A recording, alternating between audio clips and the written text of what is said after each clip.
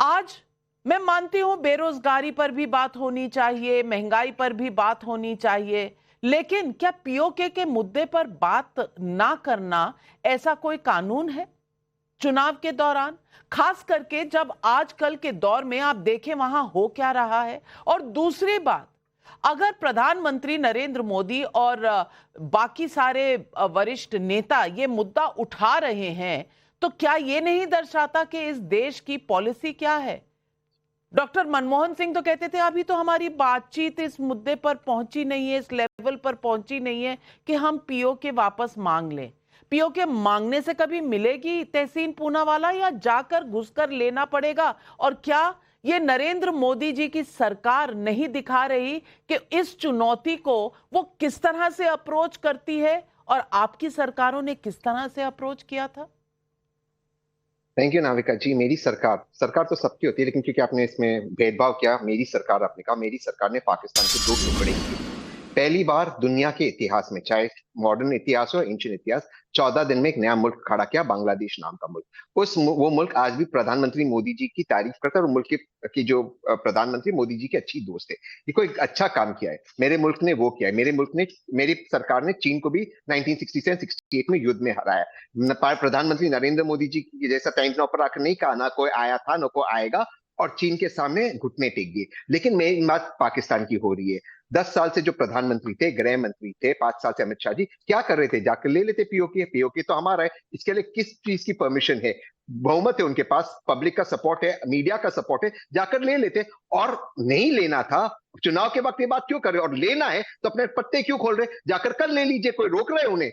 ये legal illegal कुछ नहीं होता। मंगलसूत्र की बात करना भी इलीगल नहीं होता, भैंस की बात करना भी इलीगल नहीं होता, कोई बात इलीगल नहीं होती। बात है किस तर्क की बात कर रहे हो, कौन व्यक्ति कब ये बात कर रहा है। ये बात इसलिए कर रहे क्योंकि चुनाव हार रहे, कल दिल्ली में हारने वाले भाजपा, 7 के 7 सीट हारने वाली, इसलिए भाजपा घबराकर इस तरह की बातें कर रही है। जाकर प्लीज ले लीजिए पीओके, हमारी शुभकामनाएं। हम तो पहले आएंगे वहां पे झंडा चढ़ाने को, तिरंगा लहराने को, हम आपसे पहले वहां पहुंच जाएंगे। लेकिन सवाल है, बिना परमिशन के पाकिस्तान जाके बिना नतीजे के आने वाले प्रधानमंत्री नरेंद्र मोदी जी थे, उनसे पूछिए सवाल, विपक्ष से क्या ही पूछ रहे।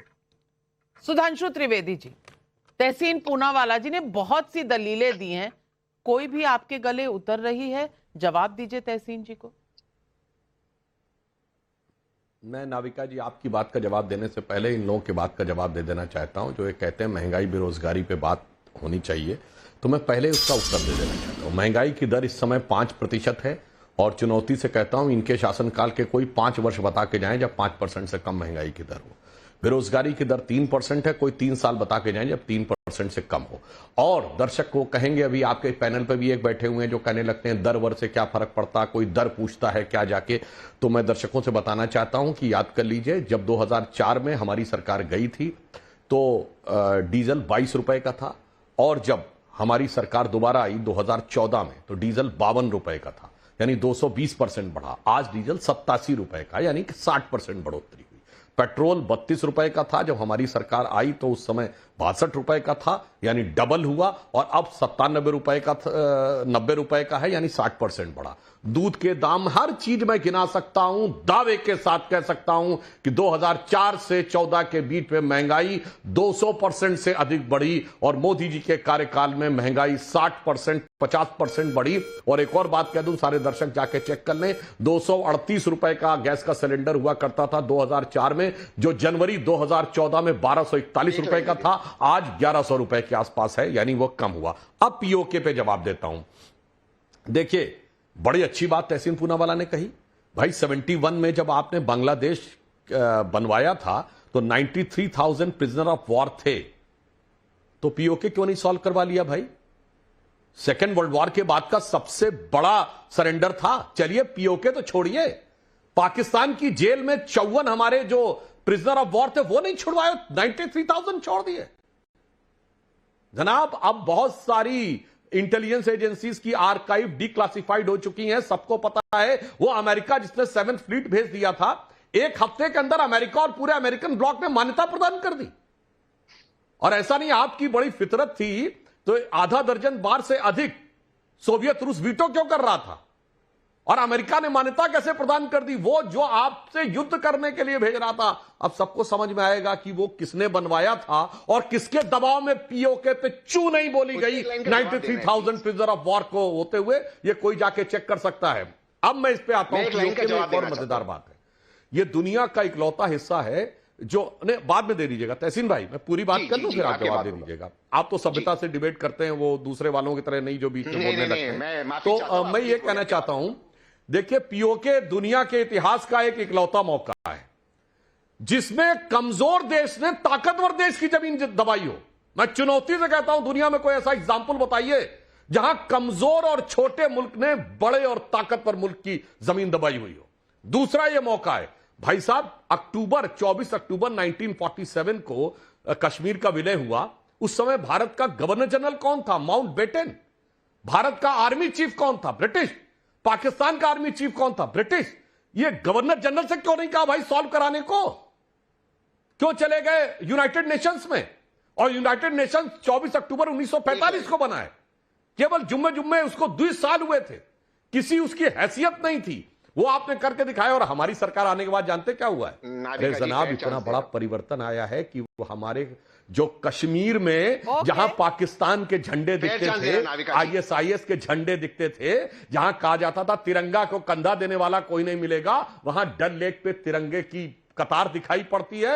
और अब तो पीओके वाले कहने लगे कि वहां भारत के झंडे दिख रहे हैं। बिल्कुल, मतलब बिल्कुल सही कहा। भारत के झंडे बिल्कुल ठीक है, लेकिन तहसीन पूनावाला एक काउंटर दे रहे हैं, फिर आपके पास आती हूं भदौरिया जी। तहसीन। अनुराग भाई माफी चाहता हूं, मैं ज्यादा लंबा समय नहीं लूंगा।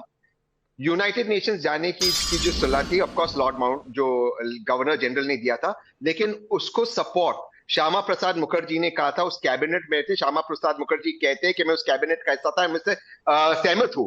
इसके अलावा एक चीज आपको और बता दूं, आपने शिमला अकॉर्ड, सुधांशु जी मैं आपकी बहुत रिस्पेक्ट करता हूं, शिमला अकॉर्ड पढ़िए।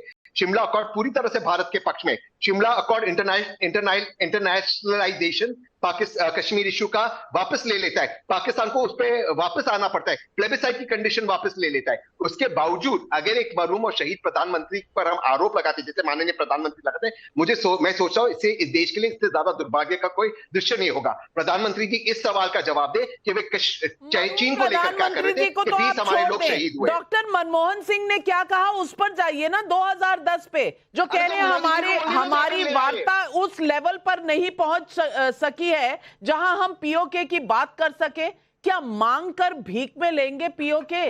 सवाल तो यह है सुधांशु त्रिवेदी जी। नहीं, मैं तहसीन भाई को एक बात पे हिस्टोरिकली कलेक्ट कर दूं। पीओके का प्रस्ताव कैबिनेट में नहीं पारित हुआ था। सरदार पटेल के निजी सचिव ने अपनी किताब में लिखा है कि नेहरू जी आकाशवाणी से अपना राष्ट्र के नाम प्रसारण करने वाले थे। उनके बार बार रिक्वेस्ट करने पर भी 8 बजे प्रसारण होने वाला था, 7 बजे उनको दी गई उसकी स्क्रिप्ट। जैसे ही ट्रांसक्रिप्ट पढ़ी, उन्होंने नेहरू जी को फोन मिलाया कि प्लेबिसाइट की यह बात क्या कर दी गई यूनाइटेड नेशंस में जाने की। नेहरू जी निकल चुके थे और उनके निजी सचिव ने जो आईसीएस थे, उन्होंने लिखा कि पटेल ने उनको भेजा कि जाओ और आकाशवाणी में उनको रोको यह कहने से पहले। और मगर उन्होंने कहा जब तक मैं पहुंचा तब तक नेहरू जी का उद्बोधन शुरू हो चुका था और ये वाक्य बोल चुके थे। अगर दर्शकों को याद हो तो सरदार पटेल मूवी में भी ये पूरा विवरण है जिसमें सरदार पटेल बोल रहे हैं, ये क्या किया तूने जवाहर, देश पछताएगा इसके लिए, लंबे समय तक पछताएगा और तू भी पछताएगा।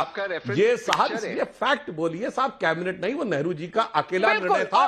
और क्या पूछना चाहती हूं अनुराग भदौरिया,